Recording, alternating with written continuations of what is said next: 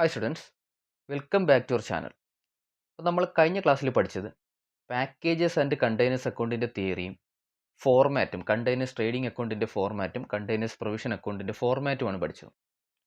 ഇന്ന് നമ്മൾ പഠിക്കാൻ പോകുന്നത് അതുമായിട്ട് ബന്ധപ്പെട്ട രണ്ട് പ്രോബ്ലമാണ്. അപ്പോൾ നിങ്ങൾ ആരെങ്കിലും കഴിഞ്ഞ ക്ലാസ് കാണാതുണ്ടെങ്കിൽ ആ ക്ലാസ്സിൻ്റെ ലിങ്ക് ഞാൻ ഡിസ്ക്രിപ്ഷനിൽ കൊടുത്തേക്കാം. ആ ക്ലാസ് കണ്ടിട്ട് വേണം ഈ ക്ലാസ് കാണാനുള്ളത്. ഓക്കെ, നമുക്ക് ക്ലാസ്സിലേക്ക് കടക്കാം. പ്രോബ്ലത്തിലേക്ക് കടക്കുന്നതിന് മുന്നേ നമുക്ക് പ്രധാനപ്പെട്ട രണ്ട് ഫോർമാറ്റ് പഠിക്കാനുണ്ട്. അതിലൊന്നാമത്തത് കണ്ടെയ്നേഴ്സ് റീറ്റെയിൻഡ്, രണ്ടാമത്തത് കണ്ടെയ്നേഴ്സിൻ്റെ ക്ലോസിംഗ് സ്റ്റോക്കിൻ ഹാൻഡ്. ഇത് രണ്ടും ക്വസ്റ്റ്യനിൽ തന്നിട്ടുണ്ടായിരിക്കില്ല. നമ്മൾ സെപ്പറേറ്റ് ആയിട്ട് ഫോർമാറ്റ് വരച്ച് കണ്ടെത്തണം. അതിനുശേഷം അക്കൗണ്ടിലേക്ക് ഇൻപുട്ട് ചെയ്ത് കൊടുക്കണം. അപ്പോൾ ആദ്യം നമുക്ക് കണ്ടെയ്നേഴ്സ് റീറ്റെയിൻഡ് എങ്ങനെ കണ്ടെത്തുമെന്ന് നോക്കാം. കണ്ടെയ്നേഴ്സ് റീറ്റെയിൻഡ് കഴിഞ്ഞ ക്ലാസ്സിൽ നമ്മൾ പഠിച്ചതാണ്. എക്സ്പയറി ഡേറ്റ് കഴിഞ്ഞിട്ടും കസ്റ്റമേഴ്സ് തിരികെ തരാത്ത കണ്ടെയ്നേഴ്സിനെയാണ് കണ്ടെയ്നേഴ്സ് റീറ്റെയിൻഡ് എന്ന് വിളിക്കുന്നത്. എക്സ്പയറി ഡേറ്റ് കഴിഞ്ഞിട്ടും കസ്റ്റമറിൻ്റെ കയ്യിലാണ് ആ കണ്ടെയ്നേഴ്സ് ഇരിക്കുന്നത്, കസ്റ്റമർ തിരികെ ബിസിനസ്സിന് തന്നിട്ടില്ല.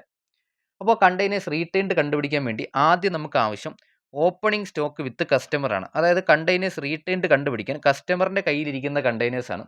സോ കസ്റ്റമറുമായി ബന്ധപ്പെട്ട കാര്യങ്ങൾ മാത്രമേ എടുക്കാൻ പാടുള്ളൂ. കസ്റ്റമറുമായി റിലേറ്റ് ചെയ്ത കാര്യങ്ങൾ മാത്രമേ ഇവിടെ എടുക്കാൻ പാടുള്ളൂ. ഓപ്പണിംഗ് സ്റ്റോക്ക് വിത്ത് കസ്റ്റമർ ആദ്യം എടുക്കുക. അതിനോടൊപ്പം ബിസിനസ് കസ്റ്റമറിന് സെൻഡ് ചെയ്ത കണ്ടെയ്നേഴ്സ്, അതും കസ്റ്റമറിൻ്റെ കയ്യിലാണ് ഇപ്പോൾ ആ കണ്ടെയ്നേഴ്സ് ഇരിക്കുന്നത്. കണ്ടെയ്നേഴ്സ് സെൻഡ് ടു കസ്റ്റമർ, ഇത് രണ്ടും കൂടി ആഡ് ചെയ്യുക. ഇത് രണ്ടും കൂടി ആഡ് ചെയ്ത് കിട്ടുന്ന ആൻസറിൽ നിന്നും കണ്ടെയ്നേഴ്സ് റിട്ടേൺഡ്, കസ്റ്റമർ തിരികെ ബിസിനസ്സിന് റിട്ടേൺ ചെയ്ത കണ്ടെയ്നേഴ്സ് ലെസ് ചെയ്യുക. അതുപോലെ തന്നെ കസ്റ്റമറിൻ്റെ കയ്യിലിരിക്കുന്ന ക്ലോസിംഗ് സ്റ്റോക്ക്, എക്സ്പയറി ഡേറ്റ് ആവാതെ കസ്റ്റമറിൻ്റെ കയ്യിലിരിക്കുന്ന കണ്ടെയ്നേഴ്സ്, അത് തിരികെ തരേണ്ട ആവശ്യമില്ല, കസ്റ്റമറിൻ്റെ കയ്യിലിരിക്കുന്ന കണ്ടെയ്നേഴ്സാണ്. അതും ഇത് രണ്ടും എന്ത് ചെയ്യുക, ലെസ് ചെയ്ത് കിട്ടുമ്പോൾ നമുക്ക് ആൻസർ കിട്ടും കണ്ടെയ്നേഴ്സ് റീറ്റെയിൻഡ്. കണ്ടെയ്നേഴ്സ് റീറ്റെയിൻഡ് കിട്ടും. എക്സ്പയറി ഡേറ്റ് കഴിഞ്ഞിട്ടും കസ്റ്റമർ തിരികെ തരാത്ത കണ്ടെയ്നേഴ്സ് നമുക്ക് കിട്ടും. ഓപ്പണിംഗ് സ്റ്റോക്ക് വിത്ത് കസ്റ്റമർ, കസ്റ്റമറിൻ്റെ കയ്യിലുള്ള ഓപ്പണിംഗ് സ്റ്റോക്കിനോടൊപ്പം ബിസിനസ് കസ്റ്റമറിന് സെൻഡ് ചെയ്ത containers send to customer add ചെയ്യാം. ഇതിൽ നിന്നും കണ്ടെയ്നേഴ്സ് റിട്ടേൺഡ്, കസ്റ്റമർ തിരികെ ബിസിനസ്സിന് തന്ന കണ്ടെയ്നേഴ്സ്, അതിനി കസ്റ്റമറിൻ്റെ കയ്യിലില്ല, അതുകൊണ്ട് തന്നെ അത് ലെസ് ചെയ്യാം. അതുപോലെ തന്നെ ക്ലോസിംഗ് സ്റ്റോക്ക് വിത്ത് കസ്റ്റമർ, കണ്ടെയ്നറിൻ്റെ ക്ലോസിംഗ് സ്റ്റോക്ക്, കസ്റ്റമറിൻ്റെ കയ്യിൽ എക്സ്പയറി ഡേറ്റ് ആവാതെ കസ്റ്റമറിൻ്റെ കയ്യിലിരിക്കുന്ന കണ്ടെയ്നേഴ്സ്, ഇത് രണ്ടും ലെസ് ചെയ്യുമ്പോൾ നമുക്ക് ആൻസർ കിട്ടുന്നത് കണ്ടെയ്നേഴ്സ് റീറ്റെയിൻഡ് ആയിരിക്കും. എക്സ്പയറി ഡേറ്റ് കഴിഞ്ഞിട്ടും കസ്റ്റമർ തിരികെ തരാത്ത കണ്ടെയ്നേഴ്സ്. ഇനി കണ്ടെത്തേണ്ടത് ക്ലോസിംഗ് സ്റ്റോക്ക് ഇൻ ഹാൻഡ് ആണ്. അതായത് ബിസിനസ്സിൻ്റെ കയ്യിലുള്ള കണ്ടെയ്നേഴ്സിൻ്റെ ക്ലോസിംഗ് സ്റ്റോക്ക് എത്രയെന്ന് കണ്ടെത്തണം. അതിനുവേണ്ടി ക്ലോസിംഗ് സ്റ്റോക്ക് കണ്ടെത്താനായി ആദ്യം ഓപ്പണിംഗ് സ്റ്റോക്ക് രണ്ടും എടുക്കുക. ഓപ്പണിംഗ് സ്റ്റോക്ക് ഇൻ ഹാൻഡും ഓപ്പണിംഗ് സ്റ്റോക്ക് വിത്ത് കസ്റ്റമറും നമുക്ക് ആവശ്യമായിട്ടുണ്ട്. ഓപ്പണിംഗ് സ്റ്റോക്ക് ഇൻ ഹാൻഡും ഓപ്പണിംഗ് സ്റ്റോക്ക് വിത്ത് കസ്റ്റമറും നമുക്ക് ക്ലോസിംഗ് സ്റ്റോക്ക് ഇൻ ഹാൻഡ് കണ്ടെത്താനായി ആവശ്യമുണ്ട്. അതിനോടൊപ്പം ബിസിനസ് പുതിയതായി സപ്ലയേഴ്സിൻ്റെ കയ്യിൽ നിന്നും വാങ്ങിയ കണ്ടെയ്നേഴ്സ് ആഡ് ചെയ്യുക. ബിസിനസ് പുതിയതായി സപ്ലയേഴ്സിൻ്റെ കയ്യിൽ നിന്നും വാങ്ങിയ കണ്ടെയ്നേഴ്സ് ആഡ് ചെയ്യുക. ഈ കിട്ടിയ ആൻസറിൽ നിന്നും ആക്സിഡൻ്റൽ ലോസായി ബിസിനസ്സിന് നഷ്ടപ്പെട്ടതെല്ലാം കുറയ്ക്കുക. ആക്സിഡൻ്റൽ ലോസ് ആയി ബിസിനസ്സിന് നഷ്ടപ്പെട്ട കണ്ടെയ്നേഴ്സ് എല്ലാം ലെസ് ചെയ്യുക. അതുപോലെ തന്നെ തെഫ്റ്റോ ഫയറോ സംഭവിച്ച് ബിസിനസ്സിന് നഷ്ടമായ കണ്ടെയ്നേഴ്സ് എല്ലാം ലെസ് ചെയ്യുക. സ്ക്രാപ്പ് വാല്യൂവിന് സെയിൽ ചെയ്ത കണ്ടെയ്നേഴ്സും ബിസിനസ്സിന് നഷ്ടപ്പെട്ടതാണ്, അതും ലെസ് ചെയ്യുക. കസ്റ്റമർ റീറ്റെയിൻ ചെയ്ത കണ്ടെയ്നേഴ്സ്, എക്സ്പയറി ഡേറ്റ് കഴിഞ്ഞിട്ടും കസ്റ്റമർ തിരികെ തരാത്ത കസ്റ്റമർ റീറ്റെയിൻ ചെയ്ത കണ്ടെയ്നേഴ്സ് ബിസിനസ്സിൽ എത്തിയിട്ടില്ല, അതും ലെസ് ചെയ്യുക. Closing stock of containers with customer, കസ്റ്റമറിൻ്റെ കയ്യിൽ എക്സ്പയറി ഡേറ്റ് ആവാതെ ഇരിക്കുന്ന കണ്ടെയ്നേഴ്സ്, അത് തിരികെ തന്നിട്ടില്ല, അത് ബിസിനസ്സിൽ എത്തിയിട്ടില്ല, അതും ലെസ് ചെയ്യുക. അവസാനം നമുക്ക് ഉത്തരം കിട്ടും closing stock in hand. Closing stock in hand നമുക്ക് കിട്ടും. അതായത് കണ്ടെയ്നേഴ്സിൻ്റെ ബിസിനസ്സിൻ്റെ കയ്യിലുള്ള ക്ലോസിംഗ് സ്റ്റോക്ക് എത്രയാണെന്ന് നമുക്ക് കിട്ടും. ഇത് രണ്ടും കാൽക്കുലേറ്റ് ചെയ്തതിന് ശേഷം മാത്രമേ കണ്ടെയ്നേഴ്സ് ട്രേഡിംഗ് അക്കൗണ്ടും കണ്ടെയ്നേഴ്സ് പ്രൊവിഷൻ അക്കൗണ്ടും നമുക്ക് പോസ്റ്റ് ചെയ്യാൻ സാധിക്കുള്ളൂ. നെക്സ്റ്റ് നമുക്കൊരു പ്രോബ്ലം നോക്കാം.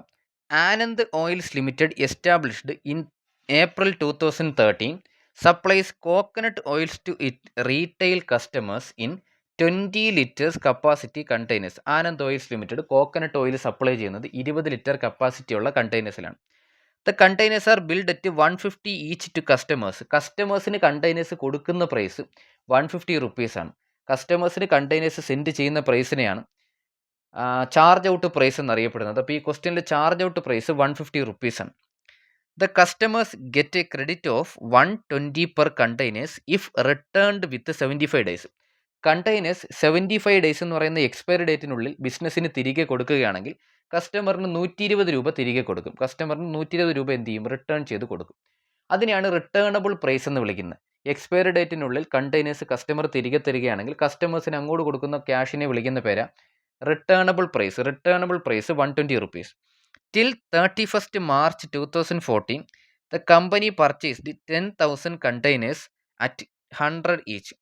31st March 2014 കമ്പനി സപ്ലയേഴ്സിൻ്റെ കയ്യിൽ നിന്ന് പുതിയതായൊരു 10,000 കണ്ടെയ്നേഴ്സ് വാങ്ങുന്നുണ്ട്. ഓരോ കണ്ടെയ്നേഴ്സിനും 100 റുപ്പീസാണ് charge. And send 30,000 containers to the customers. കസ്റ്റമേഴ്സിന് 30,000 കണ്ടെയ്നേഴ്സ് സെൻഡ് ചെയ്യുന്നുണ്ട്. കസ്റ്റമേഴ്സിന് സെൻഡ് ചെയ്യുന്ന പ്രൈസാ ചാർജ് ഔട്ട് പ്രൈസ് 150 റുപ്പീസ് നേരത്തെ കണ്ടു നമ്മൾ. കസ്റ്റമേഴ്സിന് 30,000 കണ്ടെയ്നേഴ്സാണ് സെൻഡ് ചെയ്യുന്നത്, വിൽക്കുന്നത്. Who returned 24,000 of them in good condition. Customers expiry date ആയപ്പോൾ തിരികെ തന്നത് 24,000 കണ്ടെയ്നേഴ്സാണ് ബിസിനസ്സിന് തിരികെ കിട്ടിയത്, അതും ഗുഡ് കണ്ടീഷനിൽ. In respect of 5,000 containers the time limit of 75 days had not expired. 5,000 കണ്ടെയ്നേഴ്സിന് എക്സ്പയറി ഡേറ്റ് കഴിഞ്ഞിട്ടില്ല എന്ന് പറഞ്ഞാൽ 5,000 കണ്ടെയ്നേഴ്സ് എക്സ്പയറി ഡേറ്റ് ആവാതെ കസ്റ്റമറിൻ്റെ കയ്യിലിരിക്കുന്ന കണ്ടെയ്നേഴ്സാണ്. അതിനെയാണ് ക്ലോസിംഗ് സ്റ്റോക്ക് വിത്ത് കസ്റ്റമർ എന്ന് നമ്മൾ വിളിക്കുന്നത്. The containers in stock are considered to be worth at 80 rupees. അപ്പോൾ ഓപ്പണിംഗ് സ്റ്റോക്കിനും ക്ലോസിംഗ് സ്റ്റോക്കിനും ഒരു കണ്ടെയ്നറിന് 80 റുപ്പീസ് വെച്ച് ചാർജ് ചെയ്യാനാണ് ക്വസ്റ്റ്യനിൽ പറഞ്ഞിരിക്കുന്നത്. ഓപ്പണിംഗ് സ്റ്റോക്കിൻ്റെയും ക്ലോസിംഗ് സ്റ്റോക്കിൻ്റെയും ചാർജ് 80 രൂപയാണ്.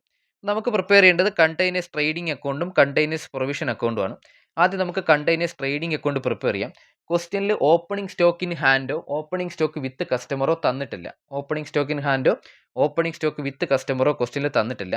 ആദ്യം തന്നിരിക്കുന്നത് നമുക്ക് എടുക്കേണ്ടത് company purchased 10,000 containers at 100 each. Company സപ്ലയേഴ്സിൻ്റെ കയ്യിൽ നിന്നും 10,000 കണ്ടെയ്നേഴ്സ് വാങ്ങുന്നുണ്ട്. ഒരു കണ്ടെയ്നറിന് 100 റുപ്പീസ് വെച്ചാണ്. ഓപ്പണിംഗ് സ്റ്റോക്ക് ഇൻ ഹാൻഡോ ഓപ്പണിംഗ് സ്റ്റോക്ക് വിത്ത് കസ്റ്റമറോ ഈ ക്വസ്റ്റ്യനിൽ തന്നിട്ടില്ല. കമ്പനി പർച്ചേസ് ചെയ്യുന്നത് 10,000 കണ്ടെയ്നേഴ്സ്, ഒരു കണ്ടെയ്നേഴ്സിന് 100 റുപ്പീസ് വെച്ചാണ്.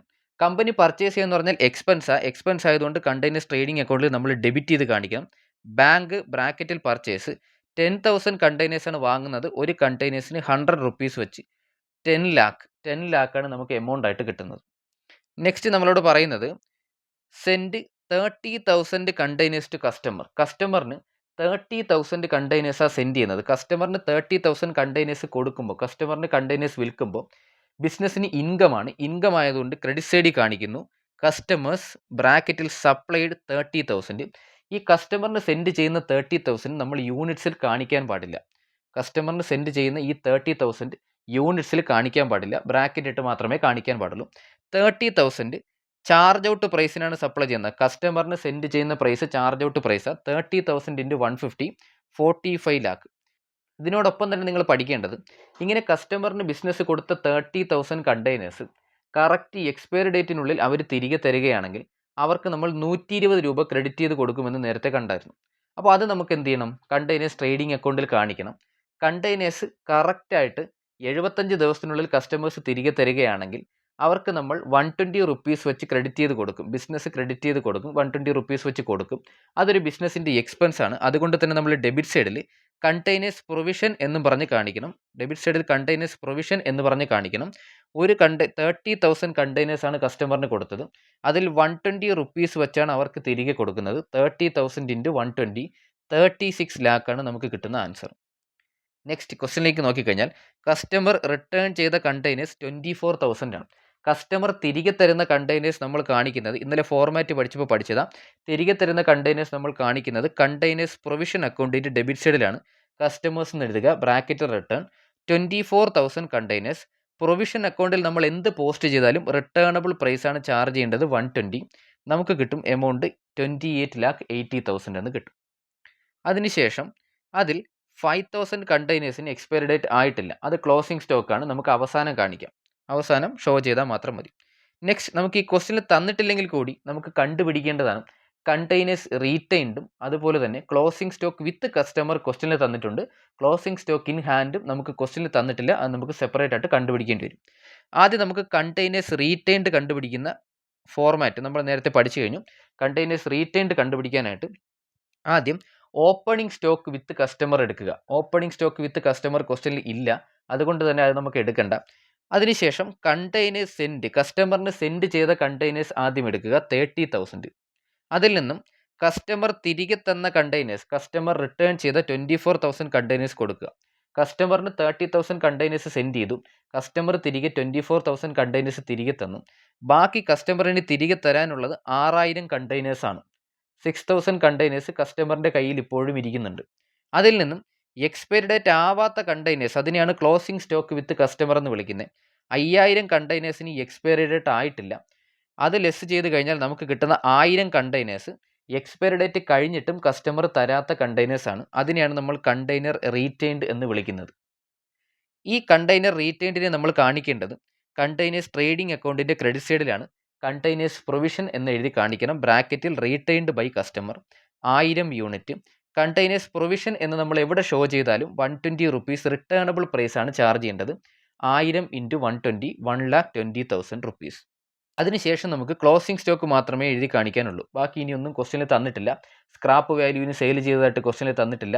ആക്സിഡൻറ്റ് നടക്കുന്നു, തെഫ്റ്റ് നടക്കുന്നു, ഫയർ സംഭവിച്ച് സ്റ്റോക്ക് നഷ്ടപ്പെടുന്നു, ഇതൊന്നും ക്വസ്റ്റ്യനിൽ തന്നിട്ടില്ല.